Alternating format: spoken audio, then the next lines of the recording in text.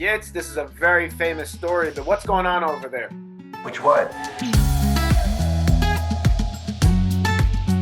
This week, Parashat Beha'alotcha, and like you're saying, there are many stories going on in this week's Parasha. Last year, we discussed a lot of those stories that led up into creating the 70 Skenim, the 70 Skenim for Am Yisrael. We'll link that video at the end of this one for you to watch. This year, what I want to talk about is the famous story of Pesach Sheni, the story where we find the people coming over to Moshe Rabbeinu, some of Am Yisrael, complaining, why are they left out from celebrating Pesach? This is the first Pesach in the desert. Last time they celebrated Pesach was just before they left Egypt. This is the first Pesach they're celebrating after Yetziat Mitzrayim, and some of them can't celebrate it because they're Tam'e, because they're not pure, and they complain to Moshe, why can't they celebrate Pesach? Why are they left out of this? And you have to ask a few questions about this. First of all, number one is, Pesach is not the only Chag that can't celebrate when you're not pure. You can't celebrate any Chag when you're not pure because you need to be pure in order to have the Korbanot, and every Chag has Korbanos. So what's so special about Pesach that triggered them that they were left out, that they asked to celebrate Pesach because they missed it? What's so unique about Pesach that made them ask it? But even more so, when you look in the Psukim, you look at what they actually asked. They asked to celebrate Pesach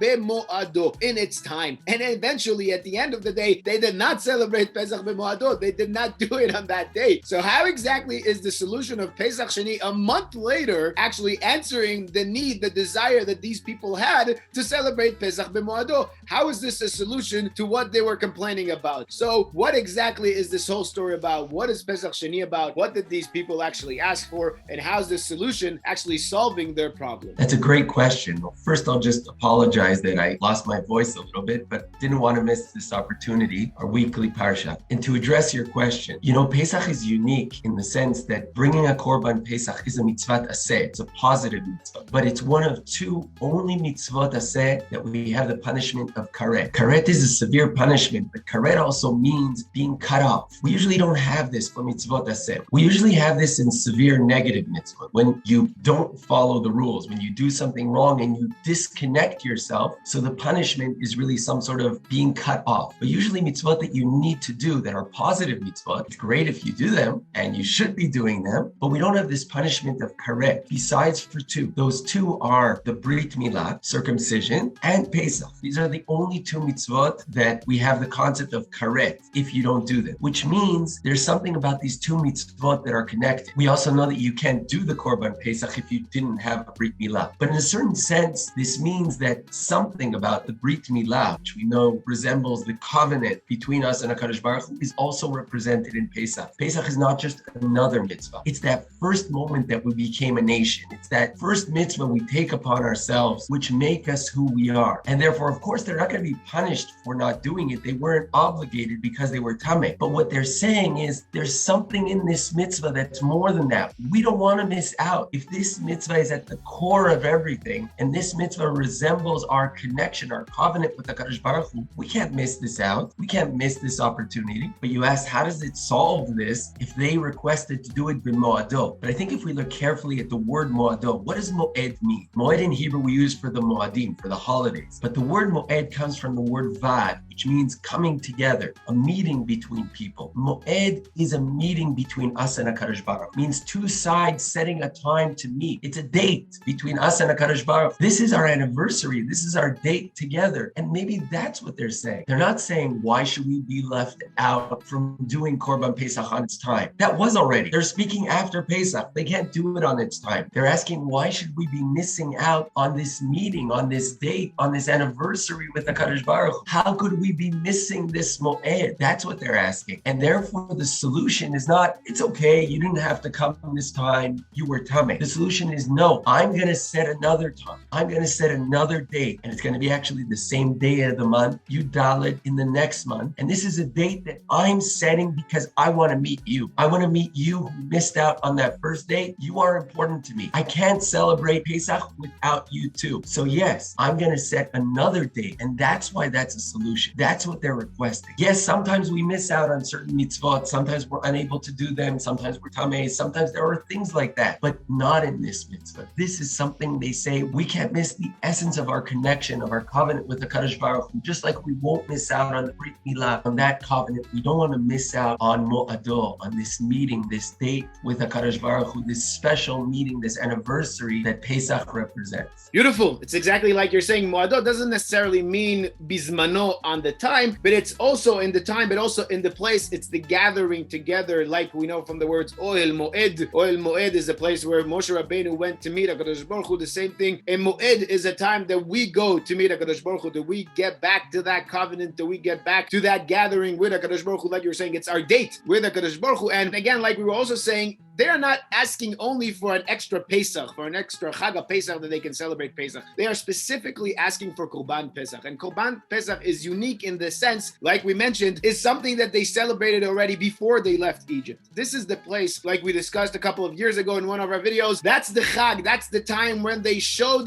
their belief in HaKadosh Baruch Hu, their emunah of the Exodus that was about to happen before it even happened. That's where Am Yisrael took that step in emunah, took that leap of faith in HaKadosh Baruch Hu, even before they went out of Egypt, and they celebrated as if they are already out. This is what these people remember from a year ago. This is what they're asking for. This is what they're longing for. This is what they want to bring. This is what they want to show. This is where Am Yisrael showed that they tied themselves to HaKadosh Baruch Hu, to the covenant, to the brit with HaKadosh Baruch Hu. And we know also the Chagim in general, Ele Moadei Hashem Asher Tikru Otam B'Moadam, that Am Yisrael have the power to establish when the Chagim will happen, differently from Shabbat, which is a day of the week, which is Kaviyah V'Kayim, which is always there, the seventh day, which was determined by HaKadosh Baruch Hu. The Chagim are the opposite. The Chagim are determined by Am Yisrael. We have the power to declare when a Chag will be, to declare, to decide if this year will be a leap year, if the month will be a longer month. We have the power when that time of the year is going to happen, because it's up to us, because HaKadosh Baruch Hu wants to see us in these Chagim. HaKadosh Baruch Hu wants us to bring ourselves to these Chagim, because every Moed needs two sides to coordinate together, to get together, to connect with each other in order to have a Moed, in order to have a Dva'adut. And this idea of B'Moadam, Elehem Moadai, is HaKadosh Baruch Hu saying, you have to call for it, you have to want it, and then it becomes Hashem's Moadim. Elehem Moadai. That's when it becomes from HaKadosh Baruch Hu. And you see it the most clearly with Pesach Sheni, because it began from the desire, from the will, from Am Yisrael to celebrate this Pesach, to celebrate this Moed, to celebrate this gathering, this connection to HaKadosh Baruch Hu. And then Moshe Rabbeinu turns and says, I can't allow this myself. I have to get permission. I need HaKadosh Baruch Hu to officially make it a Moed. And then HaKadosh Baruch Hu teaches Moshe about Pesach Sheni, that this Moed becomes a Moadei Hashem. This Moed becomes a date with HaKadosh Baruch Hu, because again, you need the two sides to connect in order to have this Moed. And you know, there's also another psychological aspect happening over here in the story of Pesach Sheni that we refer to today as you only appreciate things once they're gone. So the same thing you see happening here, that Am Yisrael appreciate and want this mitzvah, dafka when they can't do it, dafka when they're not eligible to do the mitzvah, either because intrinsically, fundamentally, they're not pure, or technically they were somewhere else, they couldn't do the mitzvah. But this is when they appreciate it. And we know this concept also from other places in halacha, mainly from the mitzvah of aninut, of onen, someone who had a relative, a close relative that died. So until the burial, they don't do any of the mitzvot. There's always the big question, what's the connection between the two? Why is somebody who's waiting for a burial of a close relative, why is that person not supposed to do any of the mitzvot? And I heard once from Rabbi Fran that this is exactly the connection between the two, because lo aleinu, when a relative of someone dies, that's when the realization of the connection of missing that person kicks in, and you say to yourself, I should have appreciated the moments with that person before that person left. So the same thing with the mitzvot that we do every single day, day in, day out, and we get so used to them, we stop appreciating them, we stop understanding how important they are to our lives. So at that point in time where suddenly you're missing a close relative, suddenly you're understanding how much you took it for granted and shouldn't have taken it for granted all that time, that's when also we have to realize the same thing about the mitzvot. We should have not taken them for granted. And understanding this, the concept of onen, the shoresh of onen, on in Hebrew, is also strength, is also power, because that's where the power of the mitzvot are. That's where our power is, the ability to renew ourselves every single day from the start, from the beginning, and appreciate these mitzvot. That's where our strength is. That's where our power is. And this is what we see here, dafka with Korban Pesach,